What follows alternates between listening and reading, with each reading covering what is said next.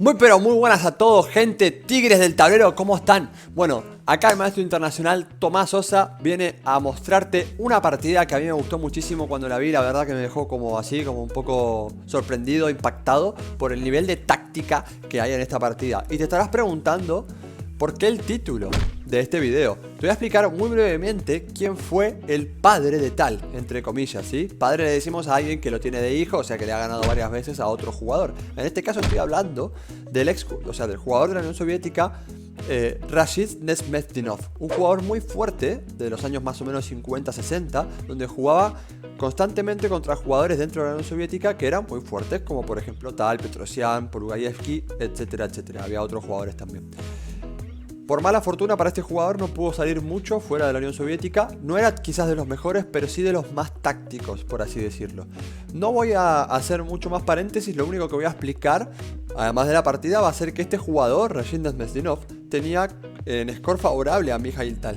Por eso es lo que digo de que es el padre, entre comillas, de Tal, ¿sí? No es fácil ya de por sí ganarle a un jugador de la categoría de Tal, y sobre todo en la época donde Tal era el mejor del mundo prácticamente, donde era campeón del mundo y demás. Entonces, imagínense tenerlo en un score favorable. El score que yo encontré en mi base de Chessbase es un 3-1. Estoy casi seguro que hay unas tablas. Pasa que en este caso no lo he encontrado en mi base, pero estoy seguro que hay unas tablas. Así que me atrevería a decir que el score es favorable para Rashid Nesmetdinov sobre Tal de un 3,5 a 1,5. Pero bueno, más allá de eso, voy a mostrarles ahora mismo lo que es esta partida porque es una locura.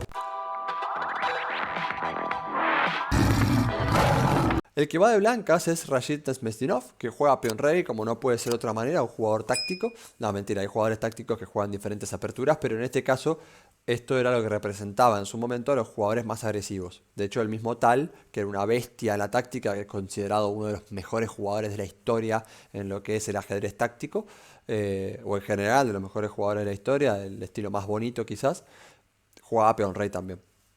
En este caso, Tal, Mikhail Tal, el mago de Riga, decide, digamos, plantear una defensa siciliana. Ya sabemos que la siciliana es una de las defensas más agresivas que hay, en general, contra el peón rey. Bueno, simplemente desarrolla el caballo. Esto es muy típico. Para los que no saben, se suele dividir a la siciliana en dos partes. Las partes que son las sicilianas abiertas, como la que vamos a ver aquí mismo, a partir de aquí. O a veces las anti-sicilianas, ya sea siciliana cerrada, que podría ser esta, alapín, alfil G5 jaque y muchísimas más. En este caso vamos a ver cómo ellos empiezan jugando una siciliana abierta, donde el jugador de negras, que es Tal, opta por jugar una Scheveningen, ¿sí? Que es una de las posibilidades que hay que se plantean en general dentro de la siciliana. Hoy en día no es tan popular esta variante, se juega mucho más siciliana Najdorf, como ya habrán visto muchos de ustedes. Y bueno, alguno que otro juega siciliana clásica, dragón, o también está la Pelican, que es otra de ellas, ¿sí? Taimanov también y demás. En este caso, era una época, del año 1961, una época donde era muy común, muy habitual jugar este tipo de estructuras que le podemos llamar estructuras de Scheveningen con los dos peones aquí. Esto le da mucha flexibilidad al negro porque realmente está controlando todo el centro y en cualquier momento te puede contragolpear con D5 o E5, ¿sí? Sin embargo, hoy en día no es de las mejores, generalmente por esta variante que es la variante Keres. En este caso, el blanco Nesmetdinov decidió jugar con alfil E2, una variante un poco más pasiva, hay muchas opciones de enroque largo, como alfil E3, dama algo y enroque largo, pero en este caso decide hacer la jugada de alfil E2. Bueno, el negro hace la jugada A6, que es una jugada muy típica y útil dentro de lo que es la siciliana, que es para apoyar muchas veces el avance del peón de B, y también porque la dama en C7, por ejemplo, está fiscalizando muy bien lo que es la columna C, y si la coloco ahí no quiero que me la empiecen a amenazar apenas la muevo. Entonces es una jugada A6 realmente muy útil. Enroque corto, dama C7 como habíamos anticipado, y F4. Bien, aquí ya empieza un poco la lucha, la guerra. En este caso, este tipo de expansión de peones por parte de blanco es muy típico dentro de las sicilianas. Lo que está buscando es, como señalé antes, un E5 o un F5, o a veces los dos en el mejor de los casos. Lo que va a buscar de esta forma es seguramente abrir el centro, o al menos generar una reacción que le permita al blanco obtener algo a cambio. Por dar un ejemplo muy básico, en este caso Tal decide hacer la jugada caballo D7. No es la única, por supuesto, hay más de una. Pero a veces el blanco puede reaccionar con F5, presionándote aquí. Y si no aguantas la presión, si no lo puedes defender, debes avanzar y esto te genera a veces lo que es una casilla débil, donde se puede intentar jugar de esta manera. Por dar un ejemplo, ¿sí? En este caso tampoco está mal el negro, pero a veces suceden cosas de este estilo. En la partida, Nemestinov hace la jugada G4. Una jugada un tanto, no vamos a decir dudosa, porque no lo es, pero podríamos decir arriesgada. Eso sí creo que sería el adjetivo correcto. Tengo el rey un poco en pelotas después de hacer G4 realmente, porque me queda muy abierto. Normalmente para hacer este tipo de expansiones mi rey debería estar en el flanco dama, debería derrocarse largo, es lo más normal, lo más común. Pero en este caso, en esta época, había cosas teóricas o algunos conceptos que todavía no estaban lo suficientemente afianzados o a lo mejor se probaban diferentes cosas. Tengamos en cuenta que es 1961, más de 60 años. Ahora estamos en el 2022, han pasado 61 años prácticamente. ¿Sí? Es increíble cómo pasa el tiempo. Tal hace la jugada B5, jugada que dijimos que es muy típica para el negro en este tipo de posiciones. Lo que busca es expandirse, molestar este caballo de S3 con la jugada B4. Ese caballo es el que le da sostén al centro prácticamente. Entonces sería muy molesto que nos lo echen. Cuando el blanco lo defiende, ahí el negro aprovecha y saca su alfil, una pieza más, golpeando el centro de hecho. Y ahí el blanco defiende con el alfil F3. El negro vuelve a atacar el centro y el blanco defiende con dama de 2. Hasta este momento la partida tiene un rumbo relativamente natural, por así decirlo, ¿no? Ambos están desarrollando sus piezas con planes típicos que sabemos que existen dentro de este tipo de posiciones. Lo que sí ha hecho el blanco quizás es este G4 un poco apresurado, pero quiere intentar hacer G5. Fíjense, voy a retomar un segundo para atrás, que el negro casi en ningún momento lo está dejando hacer G5, ¿sí? Aquí se puede, por ejemplo. La idea de hacer G5 es obviamente echar al caballo, empezar a expandirse en el flanco rey y que el caballo en lo posible no se pueda ir a D7. En este caso está torpe con este caballo, con lo cual irse a G8 sería muy triste. Pero aquí habría un contragolpe que es muy típico, que es la jugada B4, tocando este caballo. Si el caballo se retira, pues ya puedo comer el peón central, por ejemplo. Y si en cambio, en lugar de retirarse como aquí, se hace un intercambio, donde, bueno, hay diferentes formas de que se puede producir el intercambio, pero este rey va a quedar bastante abierto. Seguramente conectando un alfil en esta diagonal con una torre en esta columna, el rey del blanco va a tener muchos problemas. Por esa misma razón, el blanco decidió hacer la jugada 3. Pero fíjense que no le da descanso tal y presiona. Entonces tampoco puede hacer G5 porque se cae el peón. A lo que tiene que defender. Y ahí de nuevo amenaza. Si G5 cae el peón. Y así constantemente. Por eso ahí el blanco hace la jugada dama E2. Y en este caso ahora quiere hacer la jugada G5. Ahora el negro reacciona en el centro con la jugada E5, golpeando al caballo. Y a veces esta reacción, que es muy típica, permite ganar lo que puede llegar a ser la casilla E5. ¿Sí? A mi criterio es una, digamos, una reacción un poco apresurada porque tiene el rey en el centro. Lo más normal hubiese sido quizás jugar con alfil E7 y a un G5 simplemente retirarse. Esto a veces es peligroso si por ejemplo este caballo no tiene muchas retiradas. Aquí tendría esta quizás. Y un intercambio así, a mi criterio, dejaría muy favorable al blanco. De esta forma o alfil aquí quizás. Si bien el blanco está un poco abierto, yo creo que está bastante expandido y eso es algo positivo si se logra contener bien. Bueno, podría haber sido esto, podría haber sido una jugada como H6, esperando que si G5 se gana esta casilla, esto es muy típico también. Ahora sí, me has ganado, has abierto la columna, pero si mi caballo llega aquí, voy a controlar todo y voy a contragolpearte. A lo que a veces algunas personas hacen esto para poder hacer G5 y retomar de peón.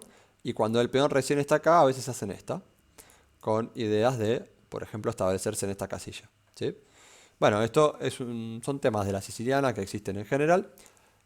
Tal decide contragolpear en el centro con E5, a lo que Nesmetinov salta con el caballo a F5, jugada típica hacia adelante que lo caracterizaba. Echa el caballo, esto ya es peligroso, está jugando un poco como fuego, ¿no? Un jugador muy arriesgado tal. Peón por intermedia, toco el caballo, si comes aquí como, y esto va a ser muy peligroso con tu rey en el centro. Entonces retoma. Y ahora hace la jugada caballo H6. A partir de acá empieza a ponerse un poco picante la cosa. Así que si te da miedo la táctica en el ajedrez y que se maten y que se tiren cabezas y con un alfil te arranquen el ojo y demás, entonces fuera de este video. Pero si realmente te gusta lo que es la táctica y te interesa entender un poco más sobre cómo empezar a crear este tipo de ataques, qué mejor que ver a las personas que empezaron en su momento a crear este tipo de ataques. Muchas cosas de las que nosotros hoy sabemos y logramos reproducir para lograr buenos ataques y buenas iniciativas fueron gracias a estos tipos de jugadores, ¿sí? Que fueron creando conceptos o formas temáticas de empezar a atacar. En este caso en la siciliana. Tal hace la jugada caballo e6, que tiene mucha lógica, da paso al alfil y a la vez controla casillas centrales importantes. El blanco Nesmetinov retira el alfil con la idea de dejar libre la columna, ya ve que hay una presión ahí, combinado con el caballo toca en f7. Alfil g7 defiende el caballo, había otras opciones, pegar un jaque gana un tiempo, pero luego no sé bien cómo vas a defender aquí, no es tan fácil.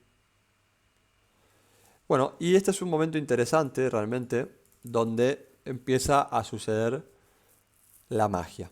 En este momento el blanco hace la jugada torre por caballo, sacrificando entero una calidad. Yo no te voy a decir si esto está bien o si está mal. Para eso, si quieres, puedes buscar la partida, mirar el módulo, sacar tus propias conclusiones. Lo que te voy a decir es que esto es muy interesante y que el hecho del ajedrez práctico que hoy día estamos viendo, de crearle problemas constantemente a tu rival, a tu oponente, nace muchas veces de estos tipos de jugadores que quizás no calculaban todo, quizás no podían ver todo, pero tenían una intuición que les decía, vale, si yo le sacrifico acá o si le causo estos problemas, él con el poco tiempo que tiene no va a poder probablemente resolver y encontrar las mejores continuaciones. De hecho, tal, que en este caso le pagaron con su propia moneda, ¿no? Le dieron una probada de su propio chocolate, ahora vamos a ver cómo continúa, pero tal era un experto en este tipo de sacrificios o de situaciones para brindarle a su oponente. Alfil por torre y la idea es caballo de 5. El sacrificio de calidad es eliminar al defensor, que es el caballo, de F6 y implantar este pequeño potro en D5. Había otras opciones, no era forzado esto, pero sí que es muy interesante. La partida siguió con la jugada dama de 8 que defiende el alfil, ¿no? Le están tocando la dama y el alfil. Para los que se pregunten qué pasa si alfil por, era jugable, pero era muy complejo. Luego de peón por ejemplo, dama jaque, podría venir rey. Y aquí el blanco tiene muchísima actividad, ganando un tiempo tocando la dama, la torre por aquí presionó ahí, G5. Este caballo parece que es medio tonto, pero no te deja enrocar corto. Y si en este momento en vez del jaque hace la jugada caballo de 4, dama F2 tocando el alfil. Además amenaza un posible D6 también. Mirando por allá. Defiende alfil acá y la torre está viniendo a F1 realmente. Y esto puede ser demoledor para el negro. El punto F7 está quedando muy vulnerable. No es lo único, pero sería interesante esta posición para el blanco. Por esa misma razón, tal no come, sino que hace la jugada dama de 8, un poquito más tranquila. A lo que el blanco hace dama F2, golpeando el alfil, la misma que antes. Y caballo F4, intenta como bloquear, como decir, bueno, vale, basta, cambiemos piezas, déjame en paz un poquito, dame respiro. Pero el otro no le da respiro, el otro le hace alfil por caballo, eliminando la pieza que no habíamos movido. En lugar de comer con nuestro caballo, comimos con el alfil que estaba en C1 y no se había movido en toda la partida. Y claro, ¿qué tenemos que hacer? Abrir. Conceptualmente lo que hizo el blanco aquí es correcto. O sea, necesito que la posición se abra, que tu rey quede completamente, prácticamente en pelotas. Y para eso necesito una posición dinámica, abierta, antes de que se llegue a enrocar o que me eche el caballo y que ya el rey se pueda esconder, etcétera, etcétera. Aquí algunos se preguntarán qué pasa si alfil por caballo. Yo creo que viene peón por, abriendo la columna, seguido de torre E1 jaque, por ejemplo, si alfil por, torre E1. Y si el rey se quiere esconder, vendría una linda red de mate, ¿no? Una cosa de ese estilo, la verdad es que la veo bastante, bastante bonita. Es prácticamente mate. Y si el rey se va para aquí, bueno, como mínimo tengo jaque, luego me como la dama, por ejemplo. Algo de este estilo. Y bueno, y si quiero me como el alfil o ya tengo otras opciones, pero esto es suficiente, ¿sí? Entre otras cosas que seguramente estén sucediendo. Y si no come el G2, bueno, se viene torre 1 de todas formas y este rey realmente la va a pasar muy muy mal. Por esa misma razón tal decide comer en E5, pero seguramente ya una vez que come acá, él se está, digamos, eh, estaba proyectando lo que iba a venir, que es realmente una paliza. Le hace torre 1, jugada que yo creo que casi todos podríamos pensar que necesitamos en este momento. Es la pieza que me falta para colaborar con el ataque. Defiende con F6 y viene la jugada caballo por F6. No estoy haciendo ningún tipo de test, no te estoy dejando pensar cuál es la mejor y demás, porque lo que yo te quiero mostrar es la brutalidad con la que el padre de tal, entre comillas, como estamos diciendo en el título del video, arrasaba con su hijo, con tal. Quiero que tengan en cuenta que ustedes deben haber visto varias partidas o deben haber escuchado mucho sobre Mikhail Tal como el mejor o el mayor atacante de la historia. Y no digo que no sea, probablemente lo sea o sea uno de ellos. Pero también a estos jugadores le hacían este tipo de cosas. Entonces creo que eso es interesante de recalcar y la verdad que a mí me gustó muchísimo cuando vi esta partida. Aquí le hace caballo por F6 jaque, aprovechando de que este alfil está clavado. Hace dama por. Y aquí, bueno, para mí esta jugada debe ser buena y suficiente, pero el tipo no se conformaba con eso, hizo la jugada dama de 4, que lo empieza a acribillar por todos lados. Este caballo que está acá es un dolor de cabeza para tal, no se pudo rocar en toda la partida. Y está viniendo la jugada torre por E5, lo está matando. Entonces el negro intenta escaparse, ¿no? Tal dice, bueno, a ver, para un poco. Y ahí torre por, sin piedad. Y acá hace la jugada dama de 8, ahora vamos a ver cómo termina, pero por ejemplo en el caso de la jugada del fil por, si a alguno se le pregunta, aquí hay más de una combinación, pero por ejemplo torre F5 sería una posibilidad muy letal, ya que no puede cambiarte aquí porque está clavado, ¿no? Y si te come aquí viene dama por dama jaque, el rey se va, dama por dama jaque, el rey se va, bueno, acá da un poco igual, me como este alfil y tengo mucho material de más. Por esta misma razón, no puede permitir esto y tal hace la jugada dama de 8, con la intención de, bueno, a ver si me cambia dama, si me deja de atacar. Pero no, el blanco estaba decidido y hace la jugada torre F5, bonita combinación, peón por, dama por jaque, rey única jugada, dama jaque.